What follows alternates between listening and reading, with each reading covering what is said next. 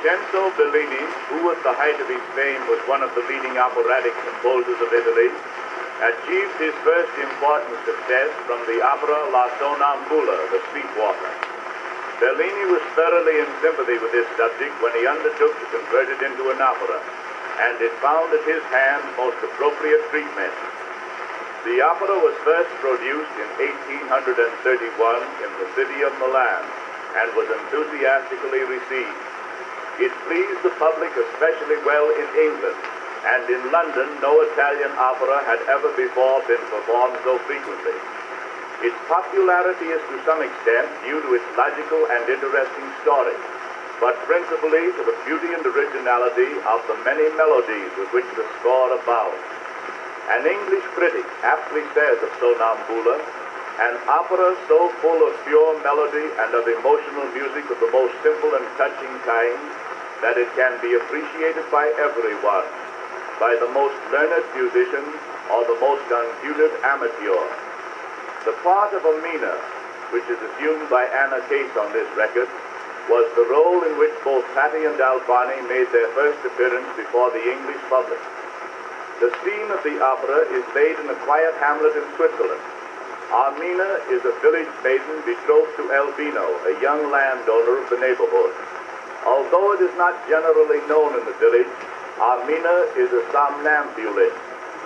While walking in her sleep one night, she unfortunately enters the room of Count Rudolph and falls on the bed without waking. She is discovered there, still asleep, and Albino breaks off their engagement in anger. Finally, after many incidents, Albino sees her sleepwalking and believes in her innocence. The lovers become reconciled, and the opera ends happily. The scene given on the record is the most dramatic portion of the whole opera. The stage shows a part of the village with a large mill wheel in the background, turning rapidly.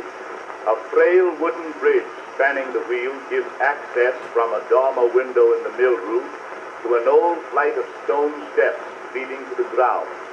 Amina appears at the window and crosses the bridge without waiting, watched in horror by Albino and several villagers. As she crosses the bridge, holding some withered flowers in her hand, she sings the aria, non Creda Mirarti, in which she compares human love to the faded flowers. Scarcely could I believe thee to wither so shortly, O blossom. Thus love springs within the bosom and dies the self-same hour, she sings pathetically.